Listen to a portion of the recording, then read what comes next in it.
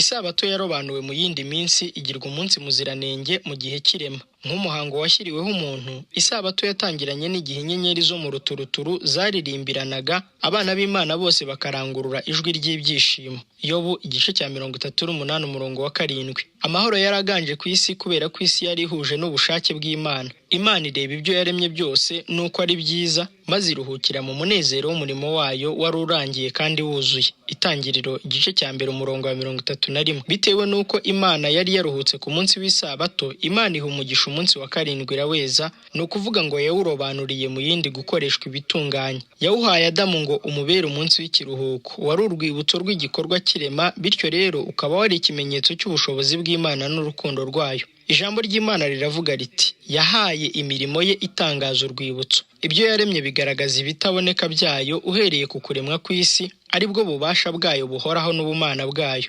Itangirira igice cya 2 umurongo wa 3, Zaburi y'111 umurongo wa 4, n'Abaroma igice cya 1 umurongo wa 20. Umwana w'Imana niwe waremye ibintu byose. Mbere na mbere hariho Jambo. Jambo uwo yahoranye n'Imana. Ibintu byose niwe wabiremye, ndetse mu byaremwe byose nta na kimwe kitaremwe nawe. Yohana igice cya 1 umurongo wa 1 kugeza ku wa 3. Nuko rero bitewe nuko isabato ari urwibutso rw'irema, ni ikimenyetso cy'urukundo rwa Kristo n'ubushobozi bwe. Isabato yerekeza ibitekerezo byacu ku byaremwe kandi ikatugeza mu musabano tugirana n'Umuremyi. Mu ndirimbo ziririmbwa n'inyoni, mu guhuha kw'ibiti no mu ijwi ry'inyanja, dushobora kugumya kumvamo ijwi rya wa wundi wavuganiye na Adamu muri Edeni mu mafu ya nimunsi. Kandi uko twitegereza ububasha bwe bugaragarira mu byaremwe, tubona ihumure kuko ijambo ryaremye ibyo byose ari ryo ribeshaho umuntu. Imana yategetse umucyo kuva uturutse mu mwijima, niyo yaviriye mu mitima yacu kugira ngo imurikishe ubwenge bwo kumenya ubwiza bw'Imana buri mu maso ha Yesu Kristo. Urwandiko rwa 2 rw'Abakorinto igice cya 4 umurongo wa 6. Iyi niyo ngingo yari ikubiye muri iyo ndirimbo. Uhoraho, ibyo ukora biranshimisha, ibikorwa byawe bintera kukuvugiriza impundu. Uhoraho, mbega ukuntu ibikorwa byawe bikomeye, mbega ukuntu ibitekerezo byawe bihanitse. Zaburi ya 92 umurongo wa 5 n'uwa 6 muri Bibiliya ijambo ry'Imana. Nanone kandi Mwuka Muziranenge yavugiye mu muhanuzi Yesaya ati, nuko rero Imana mwayihwanya nande, cyangwa mwayigereranya n'ishusho ki? Mbese ntimwamenye kandi ntimurakumva? Ntacyo mwabwiwe uhereye mbere na mbere? Uhereye igihe isi yaremewe ntacyo mwasobanuriwe? Iyo niyo yicaye hejuru ku rusenge rw'ijuru, abaturage bo mu isi bameze nk'ubuzikira. Niyo ibamba ijuru nk'inyegamo, ikaribamba nk'ihema ryo kubamo. Nuko rero mwangereranya nande twahwana? Niko Uwera abaza. Nimwubura amaso yanyu murebe hejuru. Ninde waremye biriya, agashora ingabo zabyo mu mitwe, zose akazihamagara mu mazina? Kuko afite imbaraga nyinshi, akagira amaboko n'ububasha, nicyo gituma nta na kimwe kizimira. Yewe Yakobo, Isirayeli, niki gituma wiganyira ukavuga uti, Uwiteka ntareba inzira zanjye, kandi ibyanjye Imana yanjye irabyirengagiza? Mbese ntiwari wabimenya? Ese nturabyumva? Imana ihoraho, Uwiteka umuremyi w'impera z'isi, ntirambirwa, ntiruha. Niyiha intege abarambiwe, kandi utibashije imwongeramo imbaraga. Ntutinye kuko ndi kumwe nawe, ntukihebe kuko ndi Imana yawe. Nzajya ngukomeza, ni koko nzajya ngutabara, kandi nzajya nkuramiza ukuboko kw'iburyo, ariko gukiranuka kwanjye. Nimumpugukire mukizwe, mwaba ari ku mpera z'isi mwese mwe, kuko ari jye Mana nta yindi ihoraho. Ubwo nibwo butumwa bwanditswe mu byaremwe, isabato yashyiriweho kutwibutsa. Igihe Imana yategekaga Abisirayeli kweza amasabato yayo, yaravuze iti, abe ikimenyetso hagati yanjye namwe, kugira ngo mumenye yuko ndi Uwiteka Imana yanyu. Isabato yari ibumbiye mu mategeko yatangiwe kuri Sinayi, nyamara ntabwo ari bwo bwa mbere yari imenyekanye nk'umunsi w'ikiruhuko. Abisirayeli bari basanzwe bayizi mbere yuko bagera kuri Sinayi. Mu nzira banyuzemo baganayo bakomezaga isabato. Igihe bamwe muri bo bayiziruraga, Uhoraho yabacyashye avuga ati, muzageza he kwanga kwitondera amategeko yanjye n'ibyo nategetse? Kuva igice cya 16 umurongo wa 28. Ntabwo isabato yari umwihariko ku Banyayisirayeli, ahubwo igenewe isi yose. Umuntu yayimenyesherejwe muri Edeni, kandi nk'uko biri ku yandi mategeko agize amategeko 10, nayo ni itegeko ry'ibihe byose. Yesu yavuze kuri iryo tegeko rigize umugabane w'itegeko rya 4, avuga ko ijuru n'isi kugeza aho bizashirira, amategeko atazavaho inyuguti imwe cyangwa agace kayo gato. Igihe cyose ijuru n'isi bikiriho, isabato izagumya kuba ikimenyetso cy'ububasha bw'Umuremyi. Nanone kandi igihe Edeni izongera kuba ku isi, umunsi muziranenge w'ikiruhuko w'Imana uzagumya kubahwa n'abantu bose munsi y'izuba. Guhera ku isabato ukageza ku yindi, abaturage bo mu isi nziza izaba ari nshyashya bazajya baza gusenga imbere yanjye, niko Uwiteka avuga. Matayo igice cya 5 umurongo wa 18 na Isaya igice cya 66 umurongo wa 23.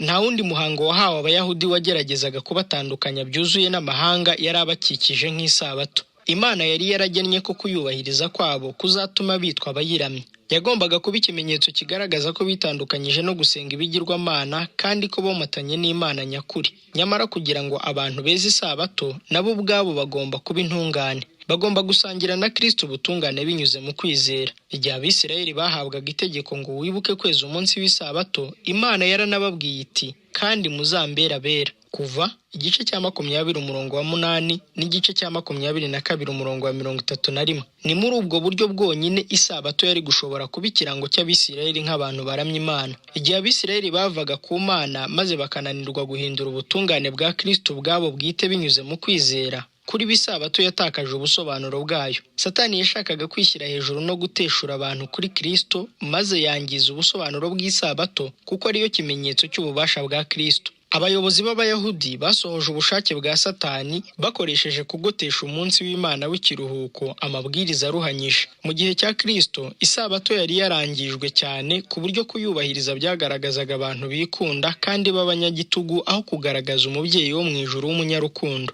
Abigisha amategeko basaga nk'abagaragaza Imana nk'itanga amategeko abantu badafitiye ubushobozi bwo kumvira. Batumye abantu bafata Imana nk'umunyagitugu no kwibwira ko gukomeza isabato yabasabaga byahinduye abantu abanyamitima yinangiye ndetse n'abagome. Byari inshingano ya Kristo gukuraho iyo myumvire mibi. Nubwo abigisha amategeko bamukurikiraga bafite ubugome butarangwamo impuhwe, nta na rimwe yigeze agaragaza ko agendera ku mabwiriza yabo, ahubwo yaromborezaga mu nzira ye agakomeza isabato akurikije amategeko y'Imana. Ku munsi w'isabato, Umukiza n'abigishwa be bavuye gusenga banyuze mu mirima irimo amahundo ahishije. Yesu yari yakomeje gukora umurimo we aratinda, maze banyuze muri iyo mirima abigishwa batangira gusoroma imitwe y'amahundo no kurya impeke nyuma yo kuzisya bakoresheje ibiganza byabo. Iyo ibyo biba byarabaye ku wundi munsi, nta magambo biba byarateye, kuko umuntu unyuze mu murima w'impeke, mu murima w'imbuto cyangwa mu ruzabibu yabaga afite umudendezo wo gusoroma ibyo yifuza kurya. Nyamara gukora mwene ibyo ku munsi w'isabato byafatwaga nk'igikorwa cyo kuzirura. Ntabwo guca amahundo byari ugusarura gusa, ahubwo no kuyasya mu biganza byari nko kuyahurira ku mbuga. Bityo rero mu myumvire y'abigisha amategeko icyo gikorwa cyari gikubiyemo ibyaha bibiri. Abatasi babo bahise bitotombera Yesu bavuga bati, dore abigishwa bawe ko bakora ibizira ku isabato. Igihe Yesu bamushinjaga kuzirura isabato i Betesayida, yireguye abahamiriza abishimangiye ko ari umwana w'Imana kandi ababwira yuko ibyo yakoraga bihuje n'ibyo se yakoraga. Ubwo noneho bibasiraga abigishwa be, yabwiye ababaregaga ingero ziboneka mu isezerano rya kera z'ibikorwa byakozwe ku isabato n'abantu bari bari mu murimo w'Imana. Abigisha b'Abayahudi birataga ko bazi ibyanditswe byera, ariko mu gisubizo Umukiza yabahaye yarimo kubacyaha kubera ubujiji bwabo bw'inyandiko zera. Yarababwiye ati, mbese ntimwasomye icyo Dawidi yakoze ubwo yasonzaga we n'abo bari kumwe, ko yinjiye mu nzu y'Imana akenda imitsima yo kumurikwa akayirya, amategeko atemeye ko abandi bayirya keretse abatambyi bonyine? Arababwira ati, isabato yabayeho kubw'abantu, abantu sibo babayeho kubw'isabato. Cyangwa ntimwasomye mu mategeko uko abatambyi bazirura isabato bari mu rusengero, nyamara ntibabeho umugayo? Ariko ndababwira yuko uruta urusengero ari hano. Nicyo gituma umwana w'umuntu ari umwami w'isabato nayo. Luka igice cya 6 umurongo wa 3 n'uwa 4, Mariko igice cya 2 umurongo wa 27 n'uwa 28, no muri Matayo igice cya 12 umurongo wa 5 n'uwa 6. Niba Dawidi yari yaremerewe kumara inzara ye arya ku mitsima iri yararobanuwe mu yindi ishyirirwa ku ruhande gukoreshwa umurimo wera, ni ukuvuga ko byari binemewe ko abigishwa bakemura ikibazo cyabo baca impeke mu masaha yera y'umunsi w'isabato. Nanone kandi ku munsi w'isabato nibwo abatambyi bakoraga umurimo ukomeye kurenza indi minsi. Umurimo bari gukora kuri uwo munsi wari ujyanye n'inyungu zabo z'isi, wari kuba ari icyaha. Nyamara umurimo abatambyi bari barimo ni umurimo w'Imana. Bari barimo gukora imihango yerekanaga ububasha bwa Kristo bwo gucungura umuntu, bityo umurimo wabo wari uhuje n'umugambi w'isabato. Nyamara ubwo Kristo yari yaramaze kuza. Mu gukora umurimo wa Kristo, abigishwa bari bari mu murimo w'Imana, kandi ikintu cyose byari ngombwa ko gikorwa kugira ngo uwo murimo ukorwe byari byemewe ko gikorwa ku isabato. Kristo yashakaga kwigisha abigishwa be n'abanzi be ko umurimo w'Imana ari nyambere. Icyo umurimo w'Imana ugendereye muri iyi si ni ugucungurwa k'umuntu. Bityo rero ikintu cyose cyangombwa kandi gikenewe gukorwa ku munsi w'isabato kugira ngo uwo murimo usohozwe kiba gihuje n'itegeko ry'isabato. Ku bw'ibyo rero Yesu yubahishije umurimo we kwiyita umwami w'isabato, bishatse kuvuga usumba impaka zose ndetse n'amategeko yose. Uwo mucamanza uzira iherezo yahanaguye icyaha ku bigishwa yifashishije ya mategeko bashinjwaga ko bishe. Ntabwo Yesu yemeye ko icyo kibazo kirangirira mu gucyaha abanzi be. Yababwiye ko mu buhumyi bwabo bibeshye intego n'umugambi by'isabato. Yaravuze ati, iyaba mwari muzi ko iri jambo risobanurwa ngo nkunda imbabazi kuruta ibitambo, ntimwagaye abatariho urubanza. Matayo igice cya 12 umurongo wa 7. Ntabwo imihango yabo myinshi yakorwaga bidaturutse ku mutima yari gushobora kubaha ubunyangamugayo nyakuri n'urukundo rurimo ineza bari babuze, ari byo bizahora biranga umuntu usenga Imana by'ukuri. Kristo yongeye kubasubiriramo ukuri kuko ibitambo bwabyo nta gaciro byari bifite. Byari uburyo, ariko si byo byari iherezo ryari rigenderewe. Umugambi wabyo wari uwo kuyobora abantu ku Mukiza, bityo bikabuzuza n'Imana bagahuza. Umurimo Imana yitaho nukoranywa urukundo. Iyo rubuze, gupfa gutondekanya imihango biyihindukira igitutsi. Uko niko biri no ku isabato. Yagenewe gutuma umuntu ashyikirana n'Imana, nyamara igihe ibitekerezo bye byatwarwaga n'imihango ivunanye, byagwabije umugambi w'isabato. Gupfa kuyiziririza by'umuhango ugaragarira amaso gusa byari ukuyisebya. Ku yindi sabato, ubwo Yesu yinjiraga mu rusengero yabonyemo umuntu unyunyutse ukuboko. Abafarisayo bamwitegereje bashishikajwe no kureba icyo ari bukore. Umukiza yari azi neza ko gukiza umurwayi ku isabato biri butuma abantu bamufata nk'uwishe amategeko, nyamara ntiyigeze ajijinganya gusenya urukuta rw'imihango y'abakurambere yari yaragose isabato. Yesu yategetse iyo mbabare guhaguruka, maze arababaza ati, mbese amategeko yemera ko umuntu akora neza ku isabato cyangwa ko akora nabi, gukiza umuntu cyangwa kumwica? Mu Bayahudi hari ihame rivuga ko kunanirwa gukora ibyiza kandi wari ubifitiye uburyo bihwanye no gukora ibibi, kandi ko kwirengagiza gukiza byari ukwica. Bityo rero Yesu yasakiraniye n'abigisha amategeko mu kibuga cyabo bwite. Baramwihorera. Abararanganyamo amaso arakaye, ababazwa n'uko binangiye imitima, abwira uwo muntu ati, rambura ukuboko kwawe. Arakurambura, kurakira.